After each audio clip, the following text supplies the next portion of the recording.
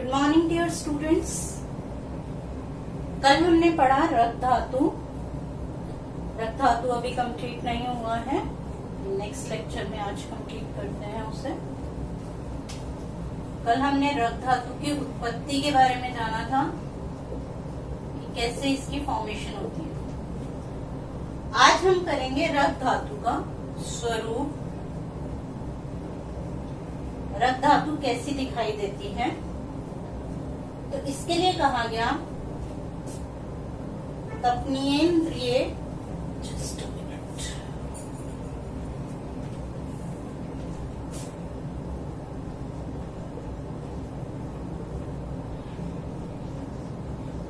तपनीयेंद्रिय गोप, तपनीयेंद्र गोपाभम पद्मालब्ध सन्निभम।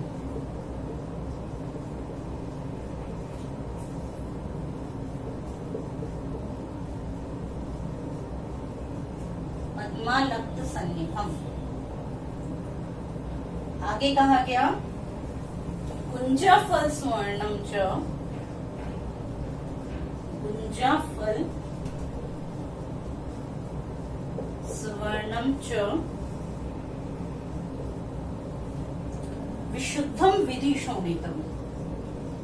विशुद्ध रक्त का स्वरूप विशुद्धम विधि शोणितम।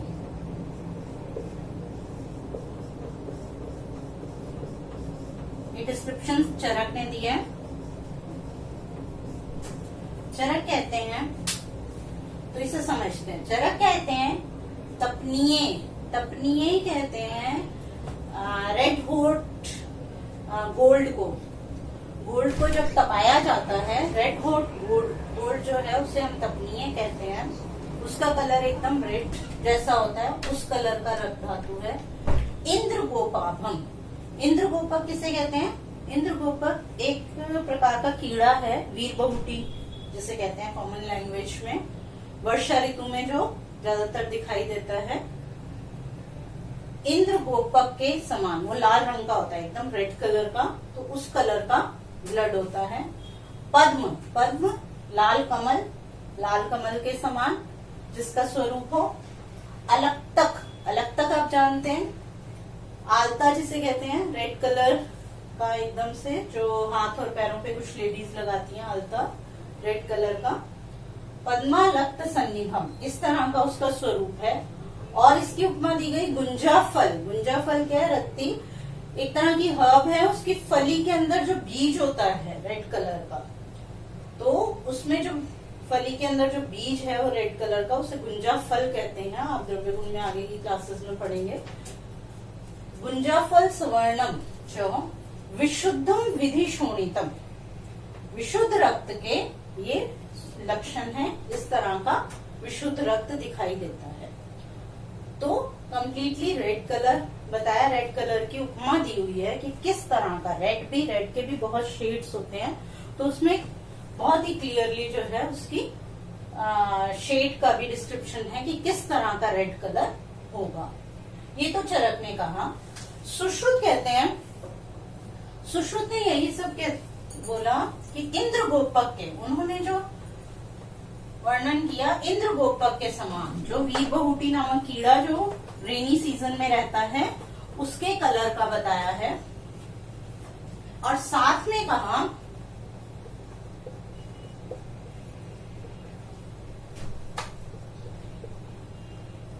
इंद्र गोपक के समान वर्ण वाला जो है, और बताया असंगत होता है। असंगत, असंगत का मतलब होता है, डलहन ने इसको डिस्क्राइब किया। सुश्रुत के टीकाकार कौन है? डलहन है।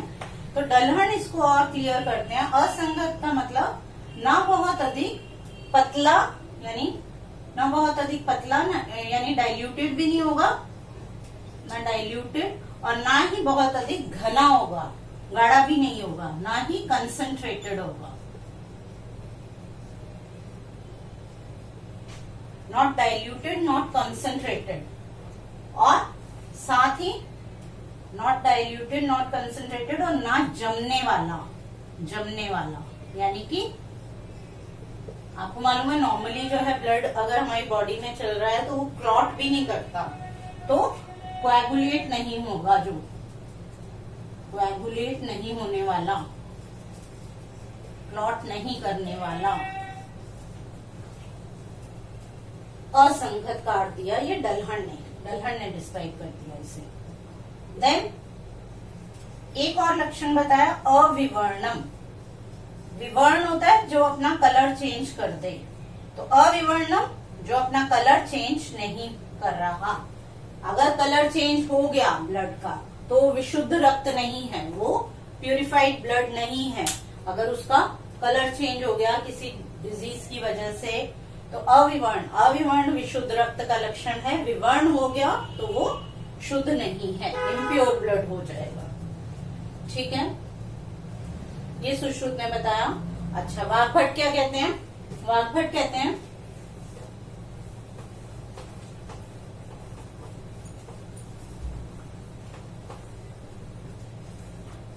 वाग्भट ने टेस्ट भी बता दिया ब्लड का। उन्होंने बोला मधुर और लवण रस युक्त होता है, मधुर लवण रस युक्त होता है। ठीक है, और साथ में उन्होंने बोला कि ये जो है किंचित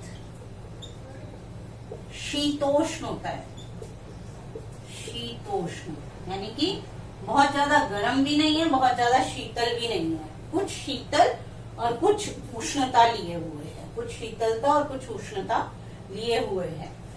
साथ ही कहा अवी कहते हैं भेड़ को या शीप को, अवी और शशक कहते हैं खरगोश को, रैबिट, इसके ब्लड के कलर के समान है। अवी और शशक के ब्लड के कलर के समान है। तो ये वाग्भट ने डिस्क्राइब किया। ठीक है, ये तो हो गए इसका स्वरूप कि रक्त दिखता कैसा है। अब रक्त के कार्य क्या है रक्त के? Write down.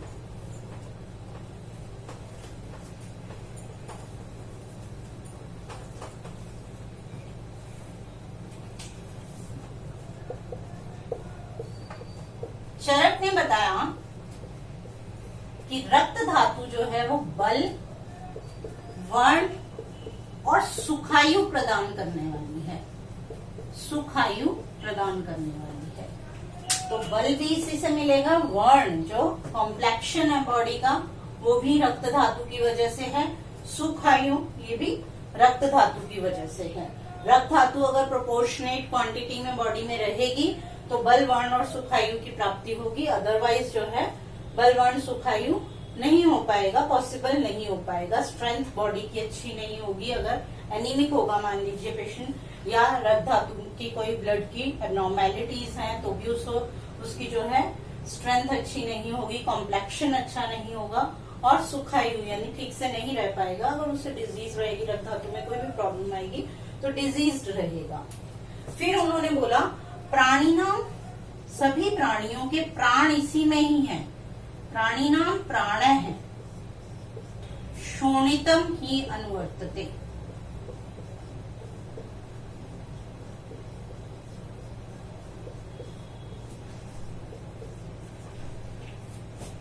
प्राणियों का जो प्राण है वो शोणित यानी रक्त के ही अनुवर्तित है, रक्त के कारण ही उसके प्राण रहते हैं। सुश्रुत क्या कहते हैं? सुश्रुत ने कहा देहस्य रुधिरम मूलम, देहस्य रुधिरम मूलम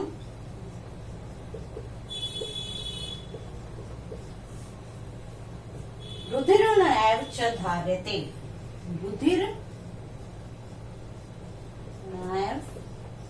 च धार्यते मतलब शरीर का धारण भी यही करता है। देह का मूल रुधिर है, रुधिर मतलब ब्लड। देह का मूल जो है यानी कि root of our body is रुधिर, ब्लड। रुधिर्नैव च धार्यते और रुधिर ही इस शरीर का, इस देह का धारण करता है। इस देह का मूल भी यही है, इस देह का धारण भी रुधिर ही करता है। रुधिर यानी रक्त। तो आगे कहा तस्मात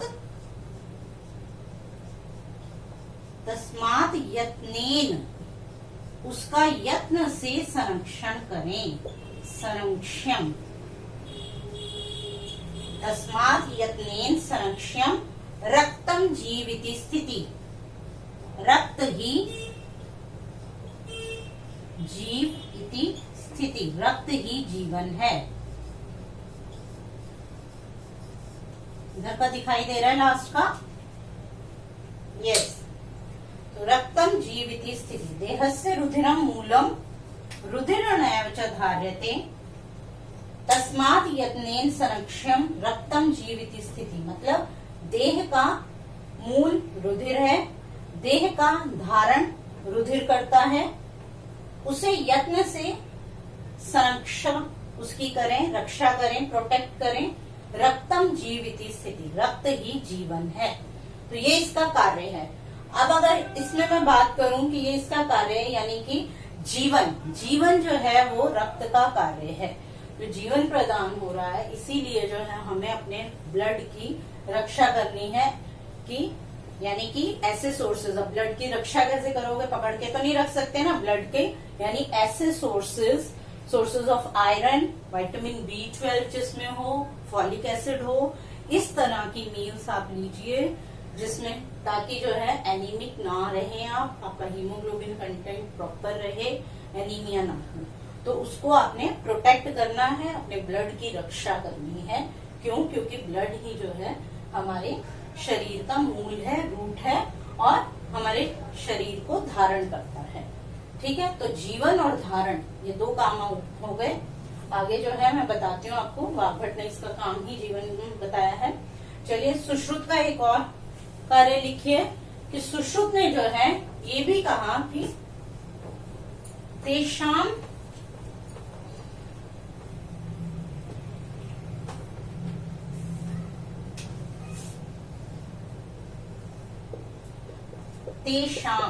तेषाम वर्ड है धातुओं के लिए। तेषाम क्षय वृद्धो शोणित निमित्ते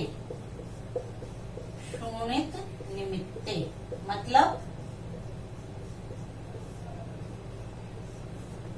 इन धातुओं का, जितनी भी धातुएं हैं आगे, मांस, मेद, अस्थि, मज्जा, शुक्र, उन सभी धातुओं की क्षय और वृद्धि शोणित के ही निमित्त है। अगर रक्त का क्षय होगा तो अगली धातु का भी क्षय होगा, रक्त की वृद्धि होगी तो अगली धातु की भी वृद्धि होगी। तो सभी धातुओं की क्षय वृद्धि जो है वो रक्त के ही निमित्त है, रक्त के कारण ही है, रक्त के ऊपर डिपेंड है। निमित्त का मतलब होता है डिपेंड, तो डिपेंड करती है उसी के ऊपर। आगे मांस धातु की पुष्टि बोला, मांस धातु की जो पुष्टि है, पोषण भी, न्यूट्रिशन जो है वो रक्त धातु से ही होता है। मांस धातु पुष्टि, पोषण या न्यूट्रिशन जिसे कहते हैं।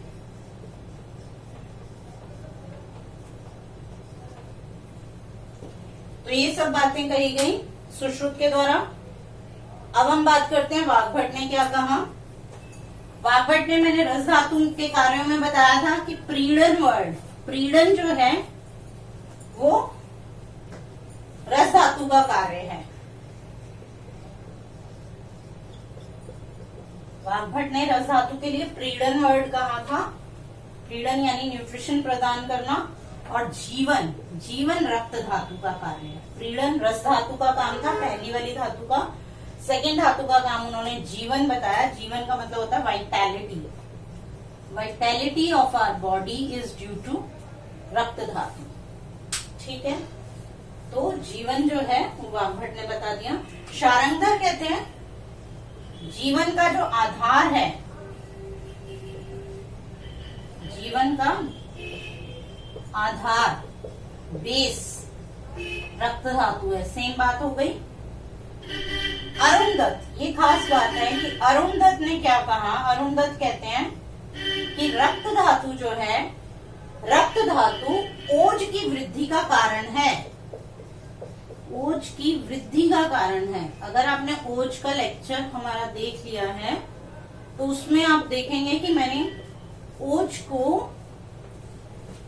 जो है एक्चुअली इम्यूनिटी है हमारी बॉडी में, ओज बल जो है वो इम्यूनिटी है। तो एंटीबॉडीज और इंटरफेरॉन्स जो है वो ओज बल है, ओज है जो इम्यूनिटी का कारण है। तो ये सब कहाँ रहते हैं? ब्लड में ही रहते हैं, रक्त धातु के कारण ही है। ब्लड में ये जो सेल्स टी लिम्फोसाइट्स हैं, ये सारे जो सेल्स हैं आरबीसीज हैं, ठीक है। तो ओज की वृद्धि का अगर हम कारण देखें तो एंटीबॉडीज या इंटरफेरॉन्स का बनना, इम्यूनिटी जो है वो रक्त धातु के ही कारण होती है। अगर रक्त का क्षय हो जाएगा तो वो ओज को भी हमारी बॉडी में नहीं बना पाएगी। तो इसलिए जो है रक्त धातु ओज की वृद्धि का कारण है। चलिए, ये तो हुए रक्त धातु के कार्य। अब हम करेंगे रक्त धातु का अच्छा प्रमाण कितना होता है बॉडी में। रक्त धातु का प्रमाण बताया 8 अंजलि। 8 अंजलि प्रमाण है। इसकी क्षय और वृद्धि के लक्षण करते हैं कि अगर इसका क्षय हो जाए, रक्त धातु का क्षय हो जाए। अंजलि प्रमाण आपने लिख लिया, 8 अंजलि इसका प्रमाण होता है। और इसका अगर क्षय हो गया तो क्या होगा? रक्त क्षय होने पे क्या होगा? रक्त धातु का क्षय हो जाएगा तो क्या लक्षण मिलेंगे? सुश्रुत ने बताया शोणित क्षय,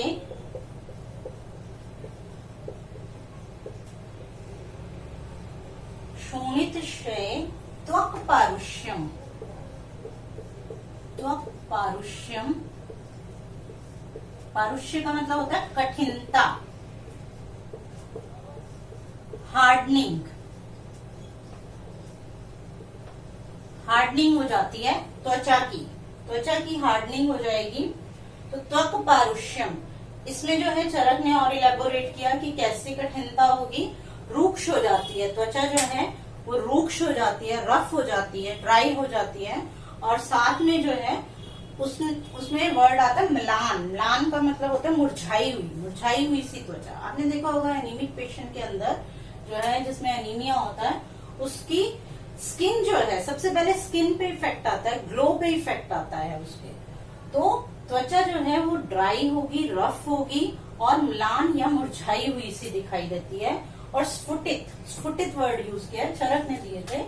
ये अभी हम सुश्रुत का कर रहे हैं, पहले इसको देख लेते हैं। शोणित क्षय, त्वक पारुष्यम, त्वचा में जो है कठिनता मिलती है। और साथ में जो है अम्ल शीत प्रार्थना लक्षण है। अम्ल शीत प्रार्थना का मतलब क्या हुआ? अम्ल जैसी चीजें, क्योंकि हम आपको मालूम है कि एक्चुअल में होता क्या है कि जब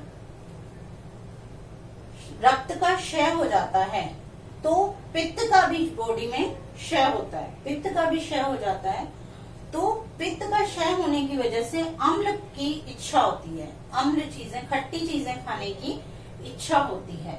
और साथ में वात का प्रकोप हो जाता है। जब भी रक्त का क्षय होगा, तो आगे सुश्रुत ने ही बताया कि रक्त का क्षय होगा तो उससे जो है पित्त का भी क्षय होता है और वात का प्रकोप होता है। पित्त कम हो जाती है और वात का प्रकोप होता है। तो पित्त का क्षय होने से अग्नि जो है वो भी कम हो जाती है। पित्त का क्षय हुआ, अग्नि भी कम हो गई। तो पित्त को बढ़ाने के लिए ऐसे पदार्थों को खाने की इच्छा होती है। तो पित्त को बढ़ाने वाले कौन कौन से पदार्थ हैं बताइए? यस, हाँ, तो अम्ल जो है वो पित्त को बढ़ाता है, पित्त वर्धन करता है, ठीक है। शीतल, दूसरी बात आई कि शीतल पदार्थ क्यों खाने की इच्छा हुई? शीतल पदार्थ खाने की इच्छा हुई, किंचित शीतोष्ण। क्या बताया था कि रक्त जो है वो किंचित शीतोष्ण है, कुछ शीतलता लिए हुए भी है। ऐसा नहीं है कि उष्ण ही है, क्योंकि ये जल और अग्नि दोनों से बना हुआ है। तो बॉडी के अंदर जल की भी जो है क्वांटिटी कम हुई है। जो पंचभौतिक संगठन की बात करें, तो व्युत्पत्ति की बात करें, तो इसका पंचभौतिक संगठन आता है। हालांकि पंचमहाभूतों से मिलकर बना है, मैं अभी बताती हूँ आपको। लेकिन ये जल और अग्नि दो से मिलके बना है। तो जब रक्त का क्षय होगा तो जल का भी क्षय होता है, इसलिए शीतलता की इच्छा अधिक होती है। शीतल यानी लिक्विड चीजों को, जो कि ठंडी चीजें हों, और इसका जो है वाग्भट ने किंचित शीतोष्ण कहा है, ऐसा नहीं कहा कि ये उष्ण होता है तो उष्ण खाने की इच्छा होगी। शीतलता लिए हुए भी है तो शीतलता की बॉडी में कमी हो रही है, इसलिए शीतल पदार्थों को खाने की इच्छा होती है। पित्त का क्षय हो रहा है तो अम्ल को खाने की इच्छा हो रही है। आगे कहा, सिराओं में शिथिलता होती है। सिराएं वेसल्स, वेसल्स के अंदर शिथिलता, शिथिलता क्या हुआ, यानी कि कोलैप्सिंग ऑफ द वेसल्स, शिथिल हो गई हैं, वीक हो गई हैं और वो कोलैप्स करने लग जाती हैं। क्यों? क्योंकि ब्लड की क्वांटिटी कम हो गई, ब्लड प्रेशर भी कम हो जाएगा, उसकी वजह से जो है वेसल्स कोलैप्स करने लग जाएंगी।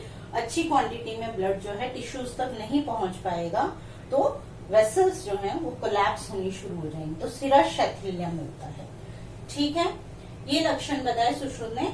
अब मैं बता रही थी कि चरक ने जो है त्वचा का खास ध्यान रखते हुए बताया कि त्वचा जो होती है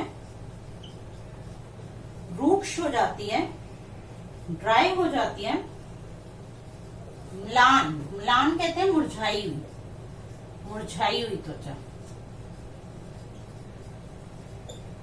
स्फुटित, स्फुटित मतलब फटी हुई, फटी फटी सी होती है।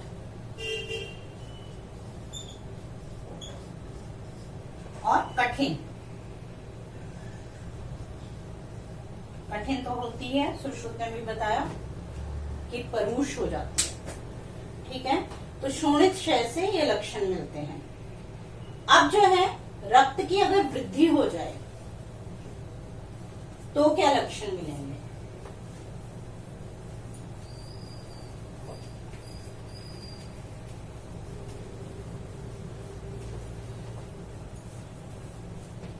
पॉलीसाइथीमिया वगैरह ऐसी कंडीशंस हैं जिसमें कि रक्त वृद्धि हो जाती है। तो रक्त वृद्धि के अंदर क्या होगा? रक्तांग आक्षिता,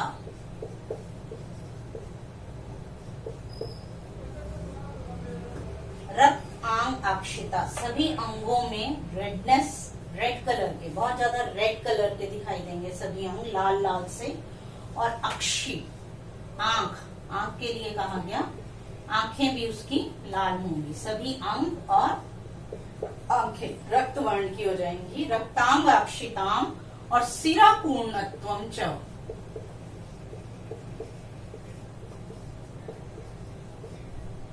सिरा पूर्णत्वम च, रक्तम रक्तांग अक्षिताम, रक्त वृद्धि में हो रहा है। रक्तम यानी रक्त वृद्धि में, अंग रक्तवर्ण के, अक्षी आंखें भी रक्तवर्ण की, और सिराओं में पूर्णता, सिरा पूर्णत्वम। सुश्रुत ने कहा सिरा पूर्णत्वम, यहाँ क्या हुआ कि सिराओं के अंदर जो है वेसल्स जो है वो भरी भरी सी, उभरी हुई सी दिखाई देंगी, भरी भरी सी दिखाई देंगी। दिस इज रक्त वृद्धि लक्षण। रक्तम रक्तांग अक्षिताम सिरा पूर्णत्वम च। ठीक है, मैं बता रही थी आपको इसका पंच भौतिक संगठन। पंच भौतिक संगठन जल और अग्नि से मिलके बना है।